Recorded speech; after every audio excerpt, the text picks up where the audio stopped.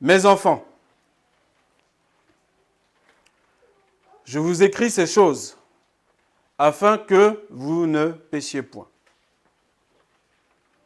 Les choses dont il parle, bien sûr, elles sont écrites le chapitre d'avant. Je t'inviterai à prendre part dans ta méditation dans la semaine et à aller de nouveau te replonger dedans.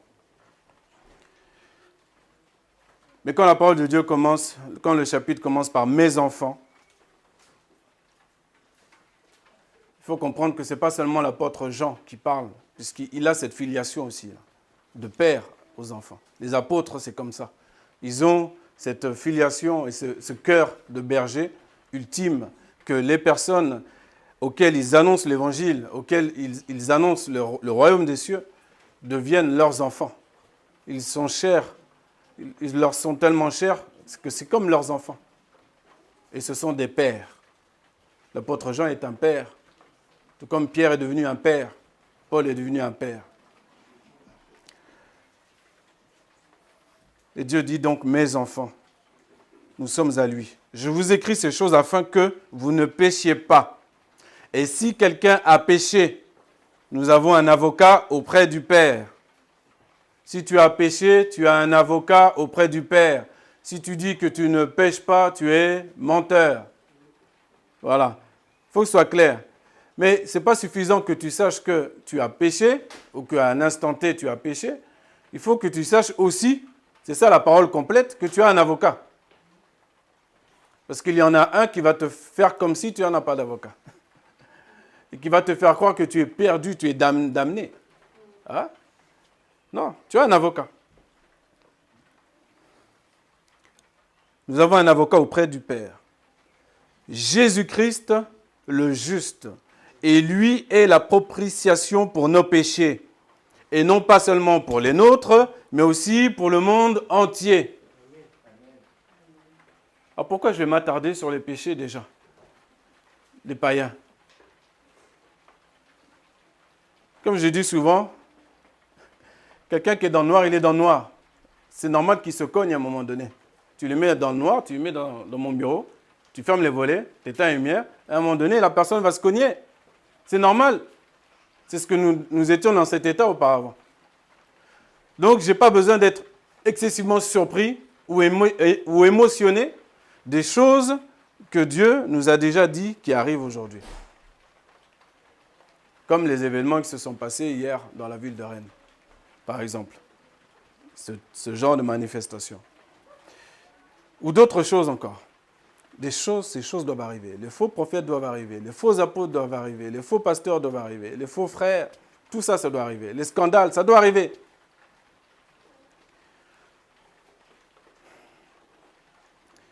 Mais, moi, mon attention, elle doit être à comment je peux sauver mon prochain. Comment je peux être un outil pour sauver mon prochain.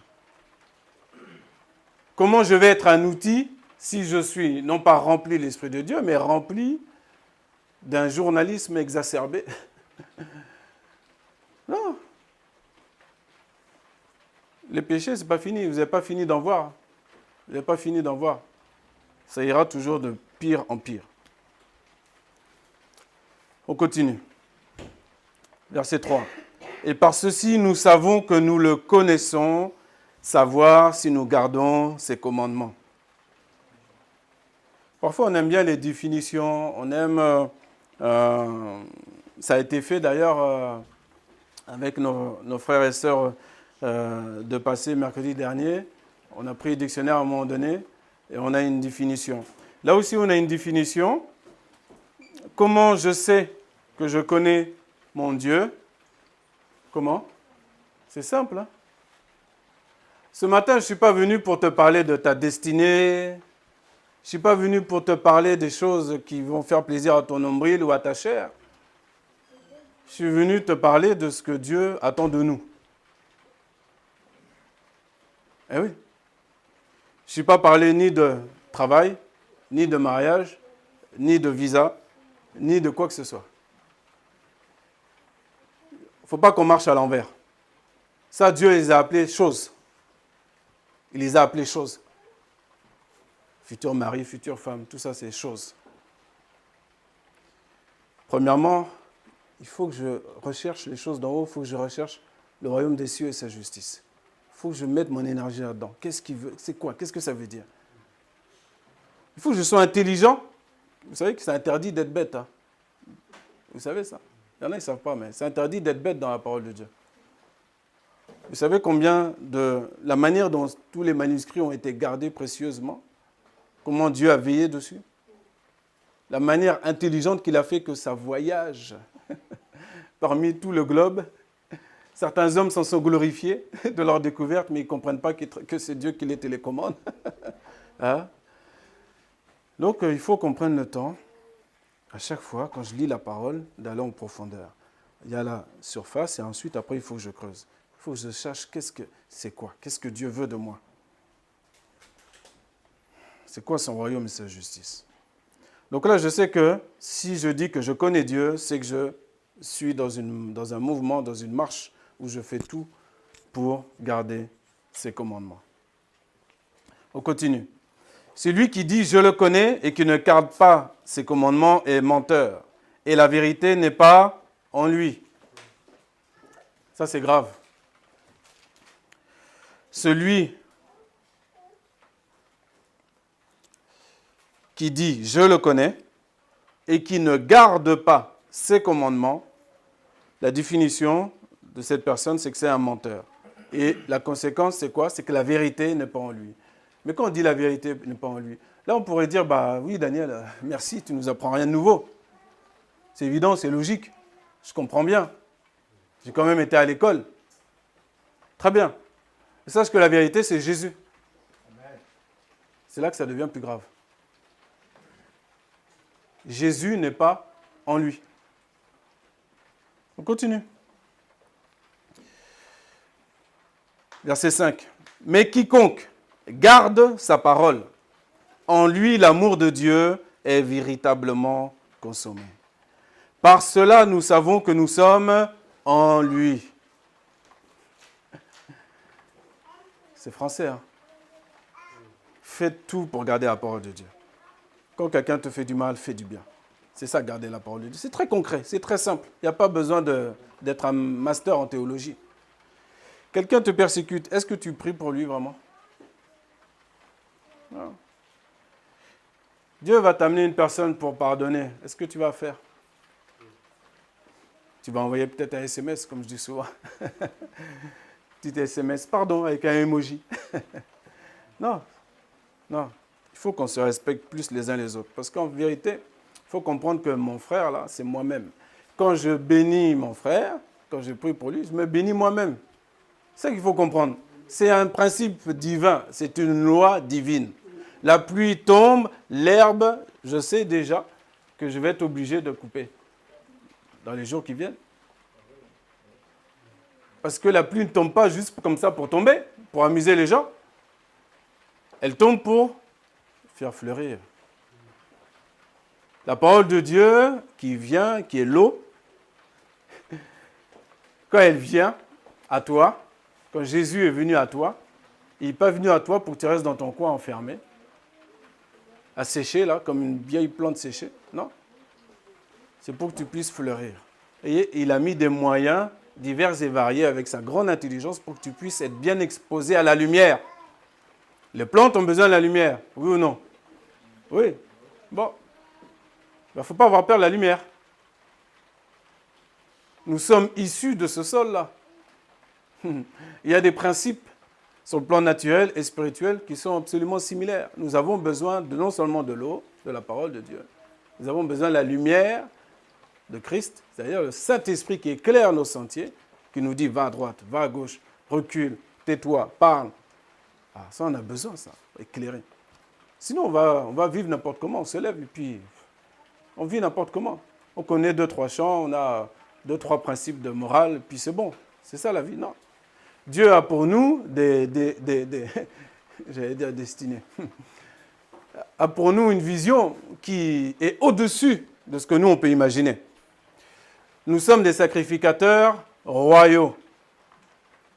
Et comme souvent je dis, en blaguant parfois, dans nos milieux, on vit comme des barbares débraillés, sous couvert de la grâce. on vit de manière complètement désordonnée. On oublie les principes divins, on oublie notre royauté, notre statut royal. Il faut comprendre ça. Tu n'es pas n'importe qui. Et ton statut ne dépend pas de ce que tu as dans les poches. Mais ça, il faut bien le comprendre, ça. Ce qui fait que tu vas te respecter. Quand tu l'as bien compris, tu te respectes toi-même. Ah, tu ne fais pas n'importe quoi avec toi-même. Ton corps, tu ne le balades pas n'importe où. Tu n'ingères pas n'importe quoi. Tu soignes tes yeux, etc., etc. Parce que tu sais qui tu es. J'étais dans un événement avec l'ambassadeur de la Côte d'Ivoire en France, il y a 2 semaines. À peu près 2 semaines, oui. Et on l'appelle, et il ne peut pas, même s'il ne veut pas, c'est comme ça qu'on va l'appeler. Son Excellence, Monsieur l'ambassadeur pluridisciplinaire, etc. Et après, tu vas dire son prénom et son nom de famille. Après. Même s'il ne veut pas, même si c'est quelqu'un, c'est un homme simple, très sympathique. Mais tu ne pourras pas faire autrement. C'est son statut. Et nous sommes aussi des ambassadeurs. Nous sommes des ambassadeurs. C'est pour ça qu'on n'a pas honte de s'appeler frère et sœur. Mon frère, ma sœur. Ce n'est pas juste ton prénom jeté comme ça vite fait là. Non, on se respecte. Il y a avoir un lien. Il y a un lien. On est ensemble ou on n'est pas ensemble. Voilà. C'est une question de compréhension profonde de qui on est vraiment.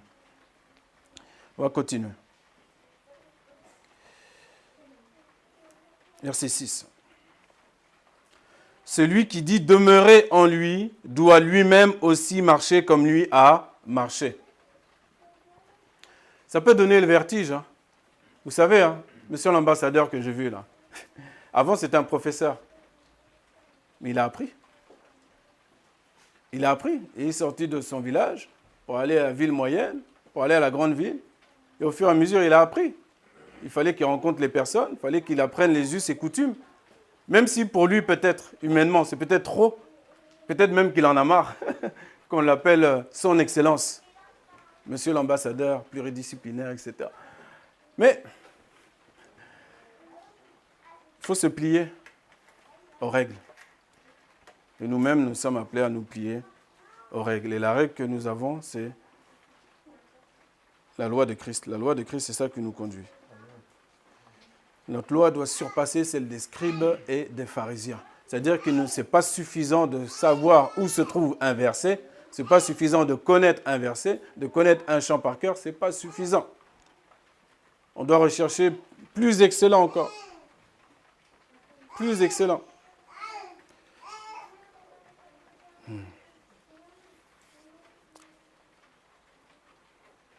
Monsieur l'ambassadeur ne pouvait pas marcher comme il voulait. Et il ne peut pas dire le fond de sa pensée personnelle. Il est là pour rapporter ce que l'autorité première du pays lui dit de dire et de faire. Et c'est la même manière pour nous. Déjà au plan naturel, ça se voit. Tu vois bien qu'il est concentré à aller de A. Si ça se termine par la lettre M, il va s'arrêter à M. Il va pas aller il va pas déborder. Il ne va pas déborder. Alors pourquoi nous on déborde? Pourquoi on vit comme des barbares débraillés, sans règles, sans loi? C'est pas bon. On doit se ressaisir. Nous avons la grâce. C'est une bonne chose. Et il y a aussi la justice. Rechercher les œuvres justes. Le royaume de Dieu et sa justice. Le royaume de Dieu, il y a la paix, il y a la bonté, il y a la joie. C'est génial. Heureusement qu'il y a ça. Et il y a aussi la justice. Ah oui, c'est juste que j'aille voir mon frère pour demander pardon. Bon, j'y vais. Je n'ai pas envie, mais j'y vais. Mais c'est pas grave. Du moment que tu accomplis, c'est ça qui compte. Et après, au fur et à mesure, tu vas accomplir des choses, mais avec une facilité. Tu vas passer par-dessus. Ce sera la Pâque tous les jours. Tu vas comprendre, à force de méditer la parole de Dieu, la puissance de l'onction que Dieu a mis en toi et qui demeure. Elle est déjà en toi. Tu n'as pas besoin d'aller rechercher un homme de Dieu au fin fond des États-Unis pour qu'il t'impose les mains. Non, elle est déjà en toi. Verset 7. Bien-aimés, je ne vous écris pas un commandement nouveau, mais un commandement ancien, que vous avez eu dès le commencement. Ça, c'est le titre du message. Dès le commencement. Vous savez, l'Église a été attaquée dès le commencement aussi. Les Romains ont flairé l'affaire et se sont vite emparés et en ont fait un business politico-religieux qui, jusqu'à aujourd'hui, on se casse le nez dans certains coins, certains villages qui sont encore imbibés de traditions catholiques romaines, terribles. Et quand tu viens annoncer la liberté en Christ, la simplicité en Christ, ouf, c'est compliqué.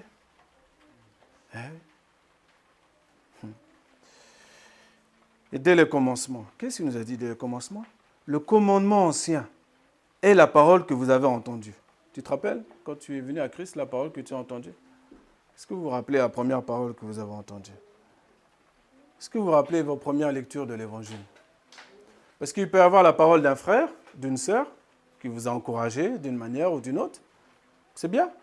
Mais la parole que Dieu lui-même t'a dit. Oui, ça c'est important de se rappeler. Verset 8. Encore une fois, je vous écris un commandement nouveau, ce qui est vrai en lui et en vous, parce que les ténèbres s'en vont et que la vraie lumière, lui, déjà. Les ténèbres s'en vont. Alléluia. Je reprends l'exemple. Je te mets dans mon bureau. Je ferme les volets. Je ferme la lumière. Ce sera tout noir. OK. Je vais dans mon bureau. J'ouvre la porte. Intéressant, la porte. J'ouvre la porte, j'allume la lumière. Où sont les ténèbres? Elles sont où? On les cherche encore.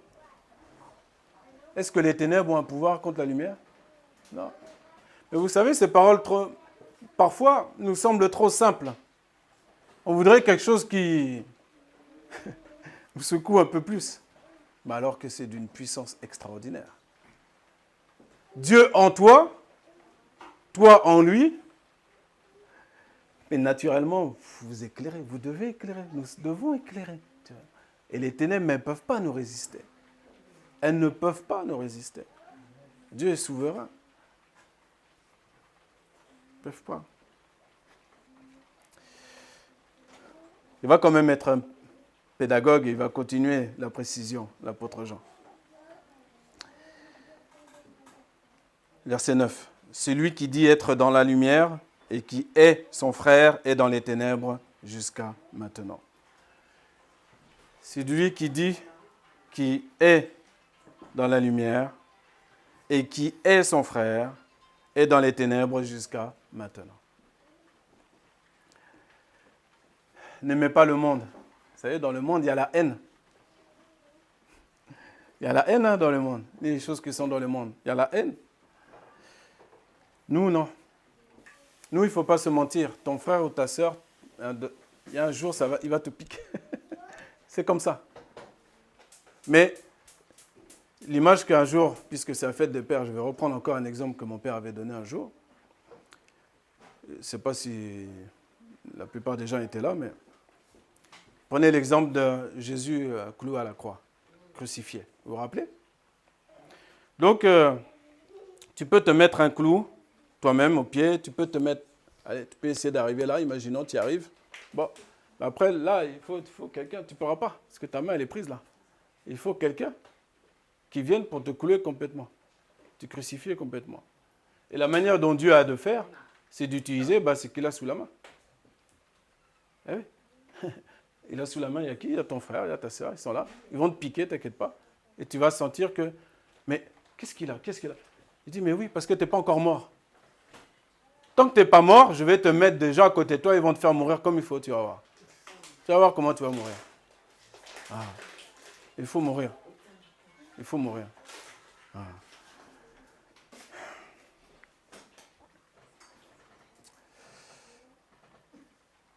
Quand tu ne peux plus bouger comme ça, là, même si quelqu'un te pique, il n'a qu'à te piquer. Tu n'as même plus de force pour répliquer. Tu ne sais même plus c'est quoi répliquer. Tu sais que faire du bien. Tu sais que dire Père, pardonne-lui. Pardonne-lui.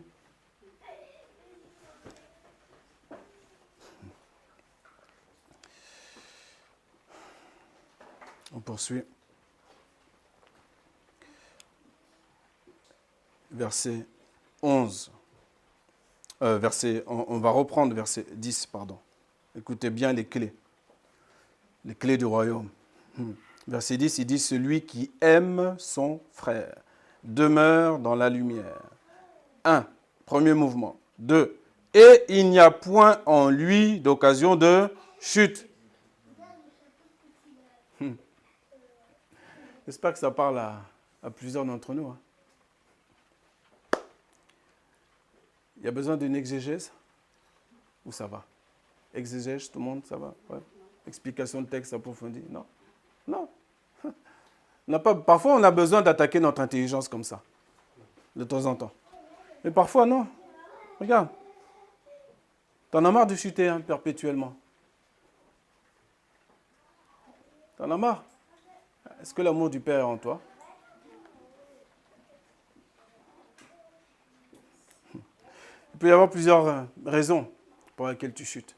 Et la chute, c'est pas, je ne parle pas seulement là de l'addiction. Ça peut être autre chose. Quand l'amour de Dieu demeure en toi, quand tu es rempli de son esprit, c'est pour ça que Paul dit à chaque fois, soyez remplis, soyez remplis, soyez remplis, soyez remplis. Ce n'est pas pour rien. C'est que tu n'auras plus de force même pour faire le mal.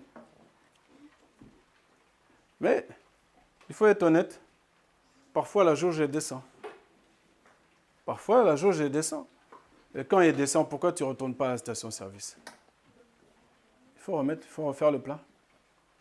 Et refaire le plein, c'est comment? Est-ce que c'est s'inscrire à un séminaire ou une convention où un grand homme de Dieu venu d'Australie ou des États-Unis vient avec sa grosse tête sur une affiche, là, comme ça, là, avec les flammes autour, pour dire « Soirée de miracle, soirée d'intervention divine à 17h02 », parce qu'il ne viendra qu'à la 2e minute. Ou alors, tu choisis l'intelligence de Jésus-Christ qui t'a dit « Entre dans ta chambre ». Entre dans ta chambre. Ferme la porte derrière toi. Va prier tout seul dans le secret. Tu vas voir ce qui va se passer derrière. Va prier avec sincérité. Tu vas voir les montagnes que tu vas soulever. Au lieu d'aller gaspiller ton argent là, à gauche, à droite. Hein? Non. Jésus a dit, on prend, venez acheter même gratuitement. Et nous, on continue à dépenser pour ce qui n'a pas de puissance. Que Dieu nous garde de toute ruse du diable. Cet ange de lumière, qui se déguise en ange de lumière. Se déguise en ange de lumière. Mais bon, sa fin est la perdition éternelle. Je continue, je vais accélérer un peu. Il faut que tu saches qu'au verset 11, celui qui est son frère, il est dans les ténèbres. Il marche dans les ténèbres et il ne sait même pas où il va parce que les ténèbres ont aveuglé ses yeux. Donc, il y a un moment donné, il va falloir mettre du collier sur les yeux. Et le meilleur des colliers, c'est l'amour. C'est le meilleur des colliers. Tu cherches tout ce qui est bon dans ton frère, dans ta sœur, ce qui est bon. Tu ne cherches pas tes propres intérêts, tu cherches les intérêts de ton frère, de ta sœur. Même si tu n'as pas envie. Il y a des choses qui... Sois là-dedans et tu vas voir après. Tu vas voir la faveur qui va t'entourer au fur et à mesure. La faveur de Dieu. Faveur imméritée, mais elle va grandir encore plus. Parce que Dieu, il voit son enfant qui, malgré tout, fait tous ses efforts pour marcher selon sa parole. Les écluses des cieux s'ouvrent. Au temps fixé. Dans la maison qui n'avait pas d'enfant, pas enfant, pas travail, pas... Il y en a, ils ont besoin des amis, des vrais amis chrétiens pour partager. Comme par hasard, ça vient, etc., etc.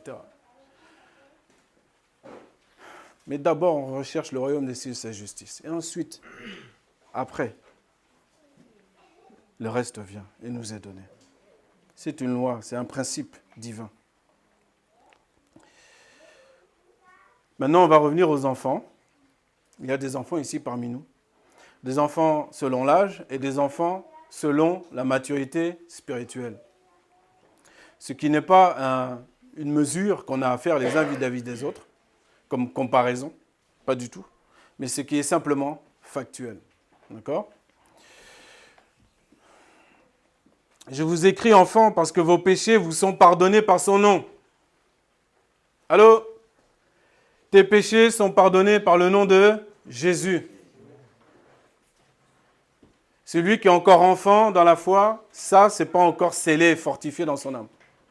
Et il faut que ce soit scellé et fortifié. Il faut qu'il en soit convaincu. Parce que sinon, il va avoir toujours des problèmes. Il va toujours avoir une culpabilité outre mesure. Tes péchés sont pardonnés par le nom de Jésus. Je vous écris Père,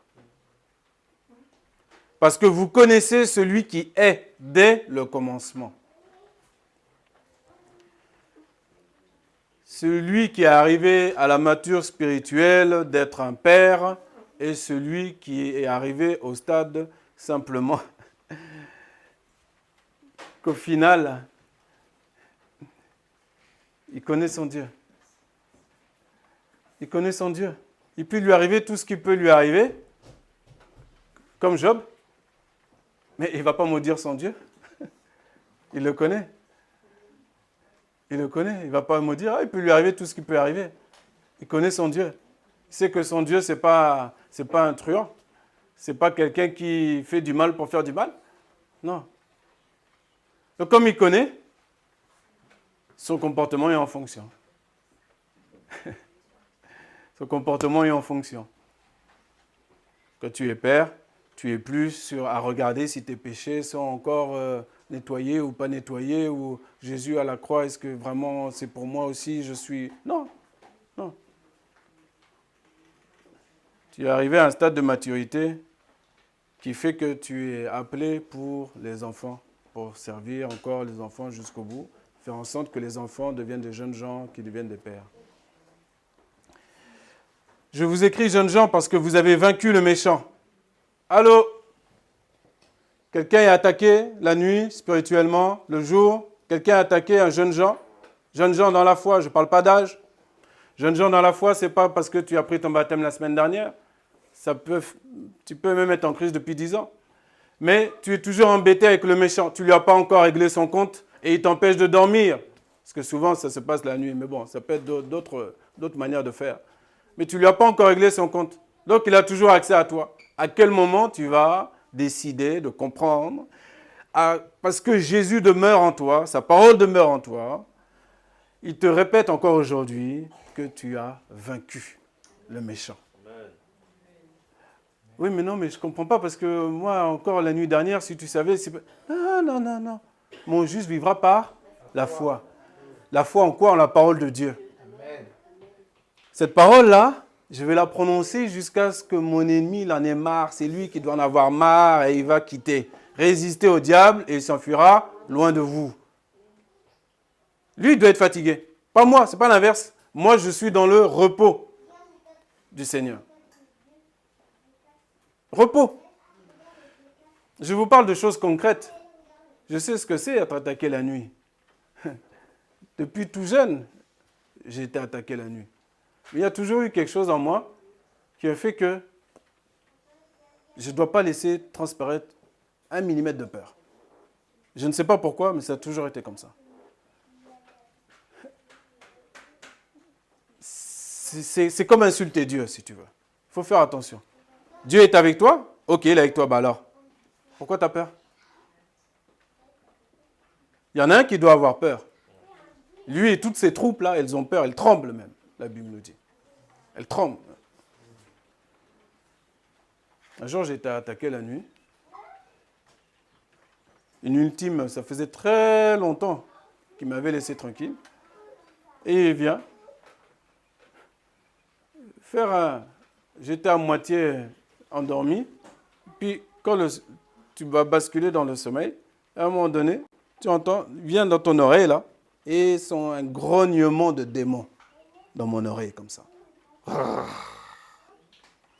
Bon, tu sais ce que ton ennemi veut? Il veut que tu te lèves en sursaut, que tu cries, que tu jeûnes, que tu ailles chercher toutes tes fiches où il y a marqué des prières particulières, ou alors tu vas aller dans YouTube, comment faire partir les mauvais esprits de ma maison, ou comment ceci, ou comment cela. Il veut que tu paniques. D'accord? Jésus dans la barque, il y avait la tempête. Est-ce qu'il a paniqué? Non. Même Jonas, je pousse le bouchon. Même Jonas n'a pas paniqué. Il dort. Il dort. De toute façon, je connais mon Dieu. Je sais que tu es mon Dieu. Tu m'envoies là-bas là, pour qu'il puisse ne pas être tué, cela-là. Il connaît son Dieu. Il est prêt à tout. Eh bien, j'ai entendu le son. Vous savez ce que j'ai fait? Je me suis retourné sur l'autre côté. Je me couche et je m'endors en paix.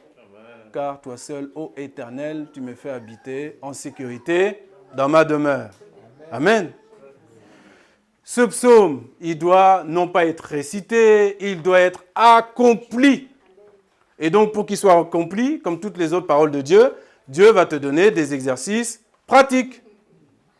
Tu crois que l'ennemi, il vient juste parce qu'il est mal poli ou quoi? Dieu, il n'est pas au courant qu'il vient. S'il y a un mal qui se passe dans le monde, Dieu n'est pas au courant. Maintenant, il vient te tester, il veut te fortifier parce que tu es un soldat, tu es dans une armée, mais tu n'as pas encore conscience. Donc, pour l'instant, tu es dans l'armée juste de la grâce et du canapé mou. Voilà. Mais ça, c'est bien, mais il faut aussi se ressaisir. Il faut reprendre l'armure complète de Dieu. C'est important. L'armure complète de Dieu. Donc, jeunes gens, sachez que le méchant, non seulement peut, mais doit être vaincu. Ne te laisse pas abattre. Ne te laisse pas du tout abattre. Ne te laisse pas abattre. Je vous écris, petits enfants, parce que vous connaissez le Père. Donc, il y a le rapport à l'enfant et au Père. Il n'a pas dit que les petits-enfants connaissent celui qui est dès le commencement.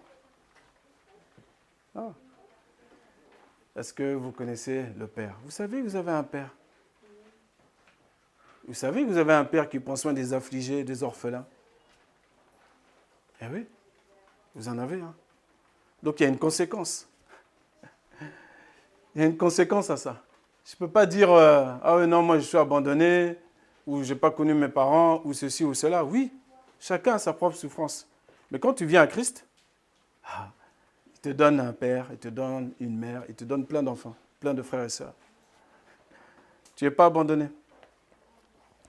Je vous écris Père, il le répète. Vous savez, quand il le répète, il faut être attentif. Je vous écris Père parce que vous connaissez celui qui est dès le commencement.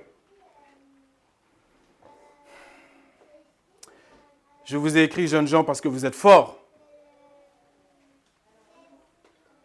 Ton Dieu t'ordonne que tu sois fort. Tu dois être fort. Comment c'est que tu ne ressens pas cette force-là? Jeunes gens, il y a des jeunes d'âge, bien sûr. On prend souvent l'exemple de David, à l'âge de 16 ans. Mais avant même ses 16 ans, il avait déjà combattu. Ce n'est pas une question d'âge. Il y a, vous savez, quand on est... Moi, j'aime beaucoup être avec les jeunes. Et on ressent... un jour, j'étais en train de faire un audit. Enfin, pas un audit, j'ai mon assistante là. Pas un audit, mais j'ai fait passer des épreuves à l'école de commerce de Rennes. Jury, voilà. Merci. Et donc, on fait passer. Puis à la fin, donc, on attendait les résultats. Et puis, moi, je me suis mis dans l'amphithéâtre en haut. Je voulais être tranquille tout seul. Et puis, il y a toute une école qui est arrivée, qui s'est mise autour de moi. La jeunesse, là. Il y a la puissance dans la jeunesse. Il y a beaucoup, beaucoup de force. beaucoup de force. Et quand cette force-là, elle est utilisée, c'est ce que je me disais quand je les écoutais, je bénéficiais de ce dynamisme-là. Quand elle est utilisée pour la gloire de Dieu, attention. C'est la raison pour laquelle dans la Bible, toujours, l'ennemi d'Israël va récupérer les jeunes gens. Les jeunes gens.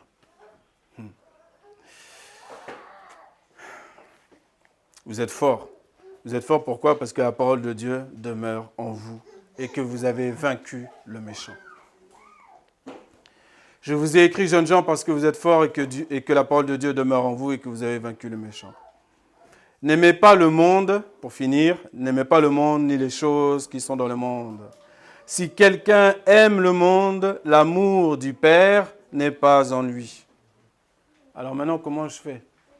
Je vis bien dans ce monde, moi. Jésus a bien dit dans Jean 17, je ne te prie pas pour les ôter du monde, mais pour les préserver, les garder du mal, les garder de ce monde-là. Mais moi, je ne dois pas l'aimer. Qu'est-ce que ça veut dire aimer? Alors, je vais faire mon intelligent. 30 secondes. Vous voulez bien? Allez, je ne vais pas vous parler en grec. Je ne suis pas fan du grec. Je ne suis pas fan du grec. J'ai une raison propre. Parce que Jésus, il ne parlait pas grec. Ni togolais, ni tchadien. Il parlait quelle langue? L'hébreu ancien même, qui ne m'aime plus parler aujourd'hui. Donc, quand je fais mes études, je recherche toujours... Il n'y a que l'hébreu qui me parle. C'est comme ça. Je ne dis pas c'est bien, c'est pas bien. Je ne fais pas de jugement. Mais le grec ne m'a jamais parlé, moi, personnellement. C'est comme ça. L'amour, en hébreu, ça se dit ahava. Ahava, vous savez que, pour ceux qui étudient ou qui étudieront l'hébreu, chaque lettre hébraïque a une valeur numérique. La valeur numérique de ahava, c'est 13. La valeur numérique de echad, qui signifie 1, c'est 13 également. Qu'est-ce que ça signifie? Ça signifie qu'on n'a pas besoin d'aller chercher l'hébreu. C'est pas besoin. Mais savoir que déjà, ce qui était caché, qui nous a été révélé, nous, aujourd'hui, il n'y a pas besoin, pour les futurs prédicateurs, je vous dis d'avance, vous faites ce que vous voulez, mais vous n'avez pas besoin des outils informatiques pour vous aider, pour vous sortir tous les versets d'un coup. Vous n'avez pas besoin. Vous avez besoin d'obéir à Dieu, d'être avec Dieu, auprès de Dieu. Et comme par hasard, à l'instant T, comme sa parole demeure en vous, la parole remontera au moment qu'il faut. Ce n'est pas vous qui parlez, c'est le Saint-Esprit qui va parler. Je ne méprise pas les outils informatiques. Mais je sais le pouvoir de l'outil sur l'être humain. Malheureusement. Dieu est un, Dieu est amour. C'est ça que ça signifie. Dieu est amour, Dieu est un.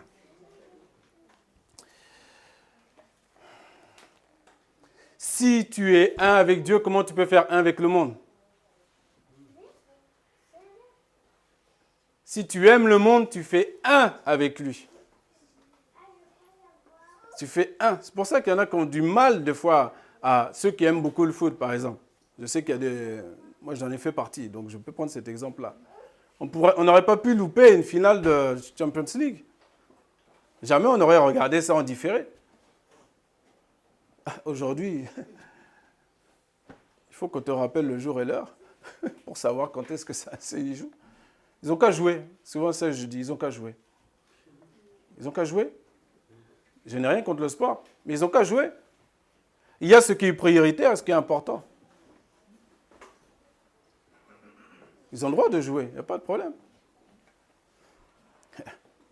Mais ce n'est pas le plus important. Ce n'est pas ce qui est prioritaire dans ma vie. Le royaume des cieux et sa justice, premièrement.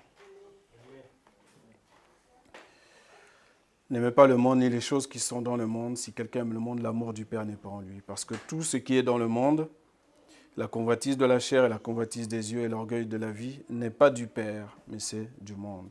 Et le monde s'en va et sa convoitise aussi.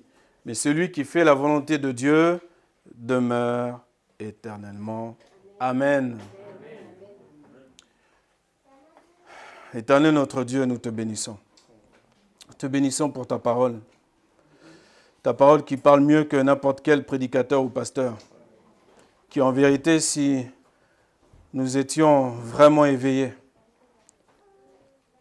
eh bien, nous serions tous dans un autre état. Mais Seigneur, tu ne nous juges pas d'une manière comme les êtres humains se jugent les uns les autres. Non, simplement tu nous conseilles toujours de nous maintenir éveillés, de nous rappeler des principes basiques, mais puissants. Merci pour ta parole, ô Dieu. Tu ne l'as pas envoyée, Seigneur mon Dieu, par hasard. Merci, Seigneur mon Dieu, qu'elle puisse produire ce pourquoi tu l'as envoyée. À toi soit la gloire. Que ton esprit continue de nous conduire dans nos échanges, Seigneur mon Dieu, après ce temps. Que ta parole, Seigneur mon Dieu, oui, pénètre, Seigneur, nos cœurs, pleinement, pour la gloire de ton nom, Seigneur. Béni sois-tu, Jésus. Amen. Alléluia.